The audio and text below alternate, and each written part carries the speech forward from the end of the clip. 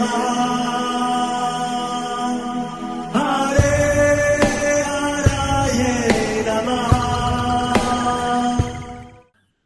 कृष्णा जी, आप सबका बहुत बहुत स्वागत है। मंगलाचरण आरंभ करते हैं। ओम नमो भगवते वासुदेवाय। ओम अज्ञानतिमिरान्धस्य ज्ञानाञ्जनशलाकया चक्षुरुन्मीलितं येन तस्मै श्रीगुरवे नमः। नमः ओम विष्णुपादाय कृष्णप्रेष्ठाय भूतले श्रीमते भक्ति वेदांत स्वामिनिति नामिने। नमस्ते सारस्वते देवे गौरवाणी प्रचारिणे निर्विशेष शून्यवादी पाश्चात्य देश तारिणी। जय श्री कृष्ण चैतन्य प्रभु नित्यानंद श्री अद्वैत गदाधर श्रीवासादि गौर भक्त वृंद। हरे कृष्ण कृष्ण कृष्ण हरे हरे, हरे राम राम राम हरे हरे। कार्पण्य दोषोपहत स्वभावः पृच्छामि त्वां धर्म सम्मूढ़ चेताः। यच्छ्रेयः स्यान्निश्चितं ब्रूहि तन्मे शिष्यस्ते अहं शाधि मां त्वां प्रपन्नम्। हरे कृष्णा जी। भगवद गीता आरंभ करते हैं। अध्याय 4 श्लोक नंबर 38। ब्रजेश्वरी जी, आप पढ़ेंगे संस्कृत। हरे कृष्णा। नहि ज्ञानेन सदृशं पवित्रम् इह विद्यते तत्स्वयं योगसंसिद्धः कालेनात्मनि विन्दति। हरे कृष्ण। हरे कृष्णा।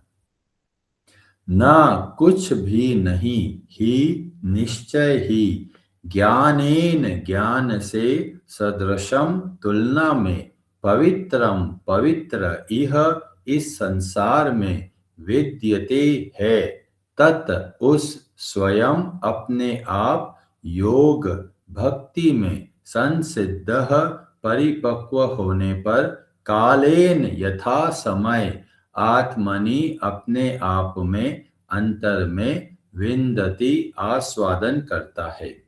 इस संसार में दिव्य ज्ञान के समान कुछ भी उदात्त तथा शुद्ध नहीं है। ऐसा ज्ञान समस्त योग का परिपक्व फल है। जो व्यक्ति भक्ति में सिद्ध हो जाता है वह यथा समय अपने अंतर में इस ज्ञान का आस्वादन करता है। हरे कृष्णा जी।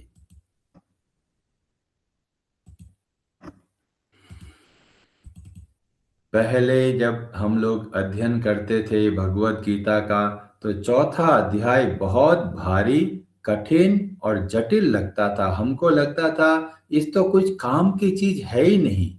पर जब हम भक्तों का संग करते हैं और जो भक्तों ने जो तात्पर्य दिया उसको देखते हैं तो हमें लगता है इतना अद्भुत, और हर श्लोक के अंदर इतनी गहराई है, हमें इतनी सारी शिक्षाएं देते हैं। इसीलिए सदैव भक्तों के संग में हमको अध्ययन करना चाहिए। कई लोग भगवत गीता की किताब लेते तो हैं, पर लेते हैं, खोलते हैं, थोड़ा बहुत प्रयास करते हैं, पर समझ नहीं पाते कि भगवान कहना क्या चाह रहे हैं। इसीलिए सदैव भक्तों के संग में रहना चाहिए। चाहे कितना भी बड़ा व्यक्ति बन जाए, पर ये सदैव इस बात का ध्यान रखना है कि हमको भक्तों के संग में रहना है। यहाँ पर इस श्लोक के 2 पाठ है। पहले पाठ में बताया गया, न ही ज्ञानेन सदृशम पवित्रम इह विद्यते। इस संसार में ज्ञान के समान पवित्र करने वाला और कुछ भी नहीं है। और दूसरी लाइन बताते हैं कि वह ज्ञान हमको कैसे प्राप्त होता है। तत् स्वयं योग संसिद्ध कालेन आत्मनि विन्दति। बहुत अद्भुत शब्दों का प्रयोग करके भगवान हमको बहुत प्रेरणा देते हैं। ये पहले जो 3 श्लोक है, 35 श्लोक नंबर 35, 36 और 37, इन तीनों के अंदर उस ज्ञान की महिमा बताई और अब इस श्लोक के आधी लाइन के अंदर सार बताया कि वास्तव में ये ज्ञान कितना आवश्यक है। पहले श्लोक नंबर 35 में बताया था, यज ज्ञात्वा न पुनर्मोहम एवं यास्यसि पांडव। तो पहला सबसे बड़ा लाभ बताया इस ज्ञान को प्राप्त करने पर कि हम मोह और वास्तव में और गहराई पे जाए तो हमारे जो 6 दुश्मन है उससे हम प्रभावित नहीं होते। मतलब जब हम कोई कार्य करते हैं वो स्वार्थ के आधार पर नहीं होगा या फिर कामनाओं के आधार पर नहीं होगा या फिर क्रोध के आधार पर नहीं होगा या फिर मद मोह और मात्सर्य के आधार पे नहीं होगा। तो ये पहला लाभ हमको मिलता है कि हमारे आचरण के अंदर बदलाव देखने को मिलता है और हम पुनः इन शत्रुओं के अधीन नहीं होते। तो पहला लाभ इसमें बताया गया। दूसरा लाभ बताया गया, कितना भी बड़ा पापी हो, अगर इस ज्ञान को सही तरीके से धारण करता है तो बहुत आसानी से सभी तरह के पापों से मुक्त हो सकता है। और भगवान उदाहरण देते हैं नाव का। जिस तरह से समुद्र के अंदर अगर नाव है तो नाव में बैठकर व्यक्ति बड़े आराम से इस जो सागर है समुद्र से बाहर निकल सकता है। और उसका उदाहरण के माध्यम से बताते हैं कि भले ही पास्ट हमारा कितना भी खराब हो, हमने कितना भी बुरे कार्य किए हो, पर जैसे ही इस ज्ञान को हम धारण करने लगेंगे तो हम देखेंगे कि इस ज्ञान के प्रभाव में आकर हम गलत कार्य नहीं करेंगे और जो पहले जो गलत कार्य हो गए उनसे भी धीमे धीमे बाहर निकल पाएंगे। और तीसरा बताया गया कि जिस तरह से अग्नि होती है वो ईंधन को भस्म कर देती है, उसी तरह से ये ज्ञान की अग्नि सारे कर्मों के बंधनों को जला डालती है। इतना अद्भुत ज्ञान है जिसका भगवान खुद महिमा गाते हैं 3 श्लोकों के अंदर बताने के बाद में। अब यहाँ पर सार बताते हैं कि इस ज्ञान के समान पवित्र करने वाला और कुछ भी नहीं है। अब कई लोग बोलेंगे कि प्रभु जी पवित्र क्यों होना है, क्या हम अशुद्ध हैं? तो जब हम गहराई में जाते हैं तो हमको पता चलता है भगवत गीता वास्तव में एक मेडिकल बुक है। मेडिकल बुक में क्या बताया जाता है? बीमारी बताई जाती है, बीमारी का हल दिया जाता है और एक्सपर्ट डॉक्टर उस किताब के द्वारा लोगों का जो बीमारी है उसको दूर करते हैं। ऐसे ही भगवान बताते हैं कि वास्तव में ज्यादातर लोग इस संसार में बीमार है, बीमारी से ग्रसित है। और कौन सी बीमारी लग गई है? भव रोग।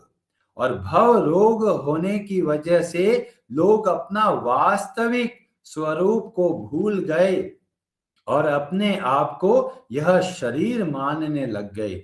जैसे ही अपने आप को शरीर मानने लग गए, तुरंत भगवान बताते हैं एक ऐसी बीमारी है जो केवल शरीर तक नहीं है, हर जन्म में वो बीमारी हमारे साथ घूमती है। जब तीसरे अध्याय में अर्जुन ने प्रश्न किया था कि लोग पाप क्यों करते हैं, तो भगवान इसका उत्तर देते हुए अध्याय 3 श्लोक नंबर 37 में बताया था, काम एष क्रोध एष रजोगुण समुद्भवम। ये काम और ये क्रोध का जो भाव है ये वास्तव में अशुद्ध है, जो हमको गलत कार्य के लिए प्रेरित करता है। और ये कैसा है? ये बताया गया जन्म जन्मांतर से हमारे पीछे बैठा हुआ है, हमारे मन के अंदर घुसकर हमको तकलीफ दे रहा है और यही बीमारी है। तो यह जो ज्ञान है ये वास्तव में उस बीमारी को सही करता है।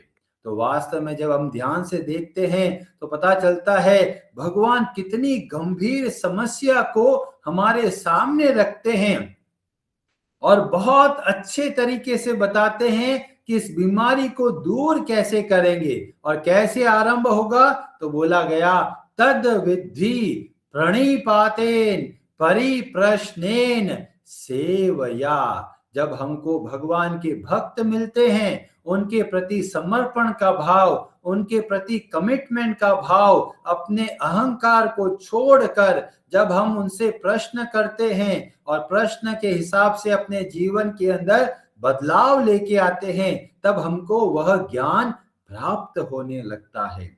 और इसीलिए बताया गया वास्तव में इससे अधिक शुद्ध करने वाला और कुछ भी नहीं है।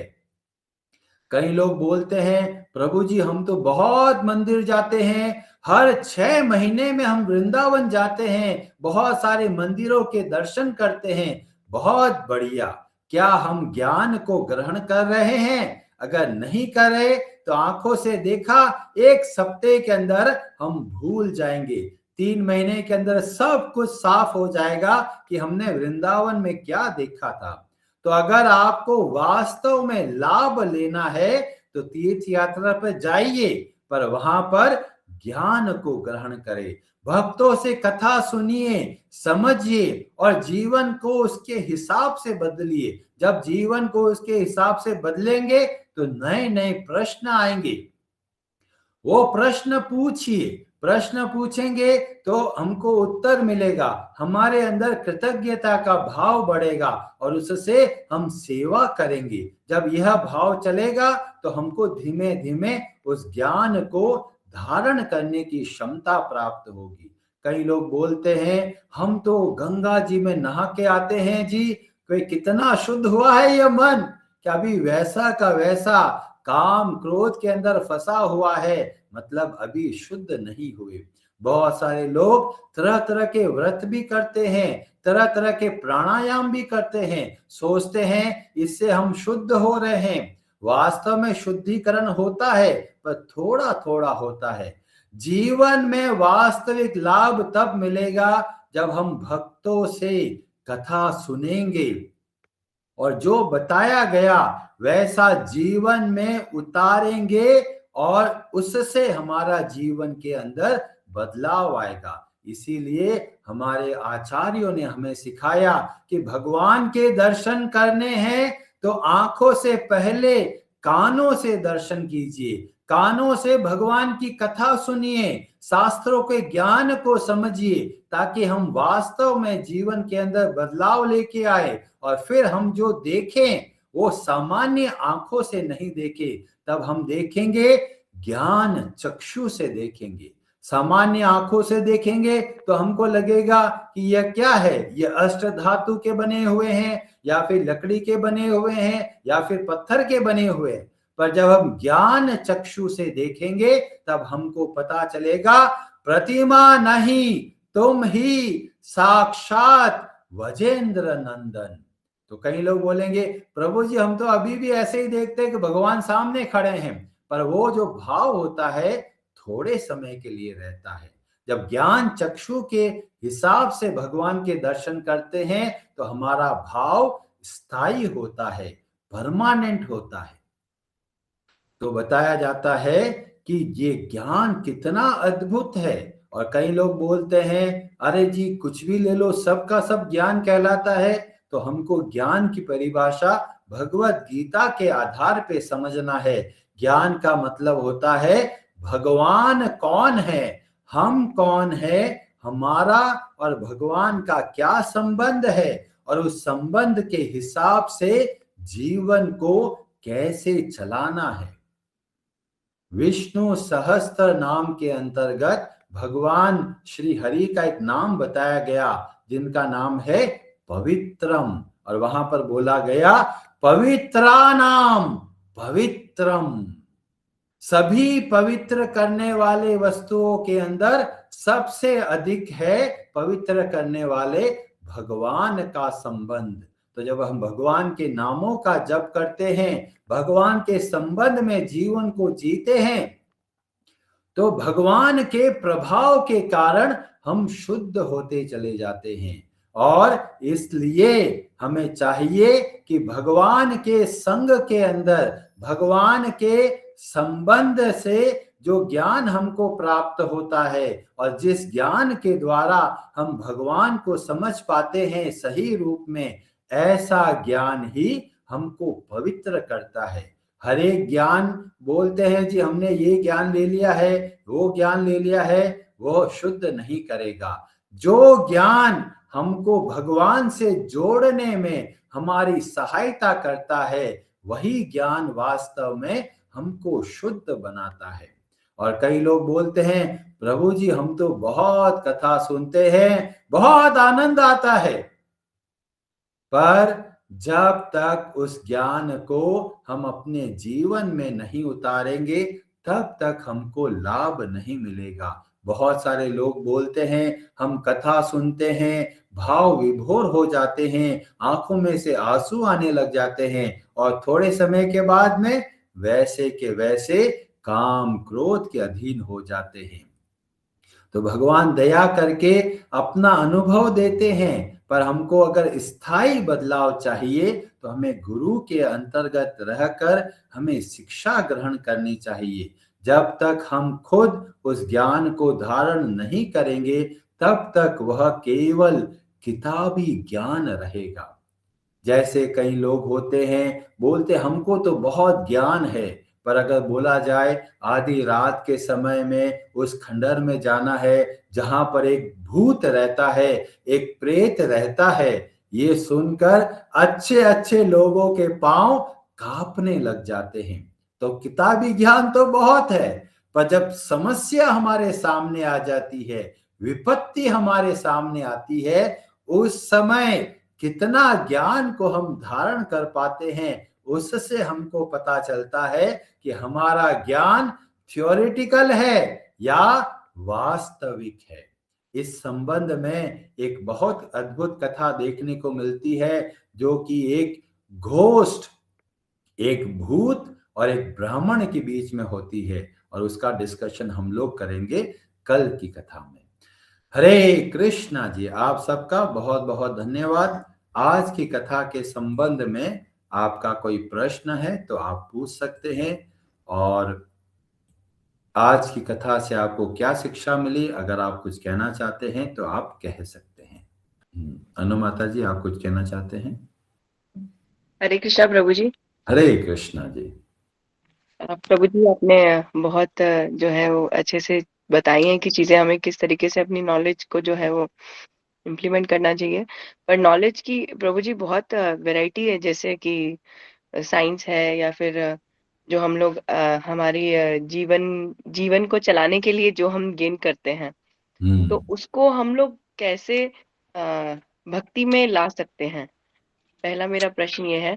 और दूसरा, आपने कहा कि प्रभु जी बात सही है, आपने कहा कि हम, जैसे आपने लास्ट में उदाहरण लिया कि कभी आप अकेले हैं और इस प्रकार से, तो हम कैसे, मतलब बहुत सारे भक्त भी होंगे जो कि मतलब इस प्रकार से वो फियर कैसे निकलेगा प्रभु जी, ये थोड़ा डिफिकल्ट है क्योंकि उस टाइम क्या सिचुएशन होगी हमारी।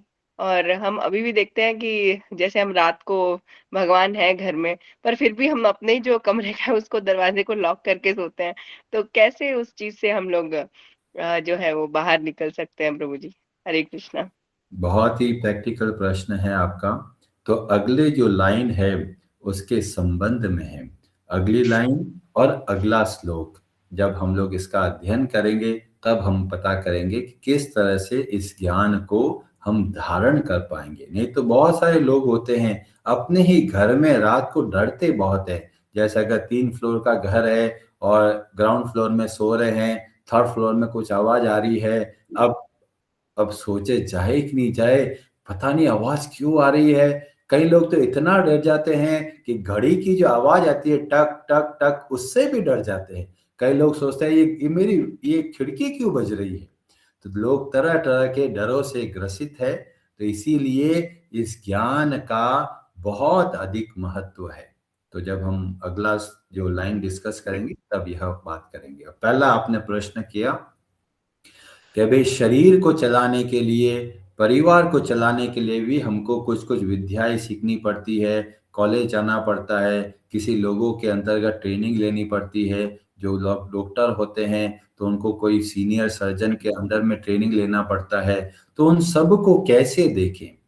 अगर उन सब को हम भगवान से जोड़ते हैं तो वास्तव में ज्ञान बनेगा, और भगवान को नहीं जोड़ते तो वास्तव में अज्ञान कहलाएगा। क्योंकि इस ज्ञान के द्वारा हम संसार के बंधनों से मुक्त होते हैं, और अज्ञान के द्वारा हम इस संसार के अंदर ही फंसे रहते हैं। तो क्या करें? तो जो भी ज्ञान ले रहे हैं, जो भी मटेरियल नॉलेज ले रहे हैं, उसको हमको भगवान से जोड़ना है।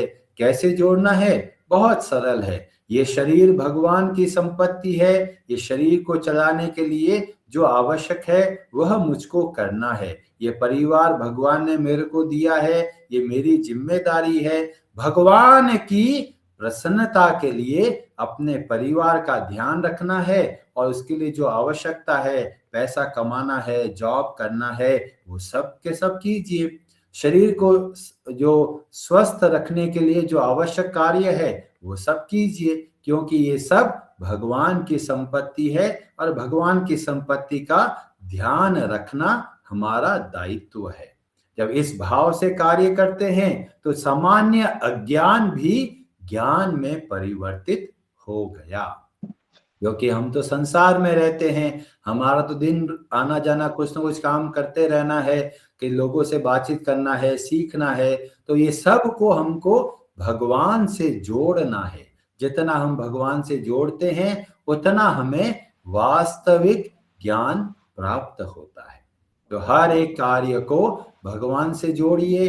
हर एक जो भी जीवन को चलाने के लिए आवश्यक कार्य है, उन सब को भगवान से जोड़कर हमको कार्य करना है। और इस डर से कैसे बाहर निकले तो हम लोग जब आगे डिस्कस करेंगे तब इस पॉइंट के बारे में बताएंगे। जी प्रभु जी।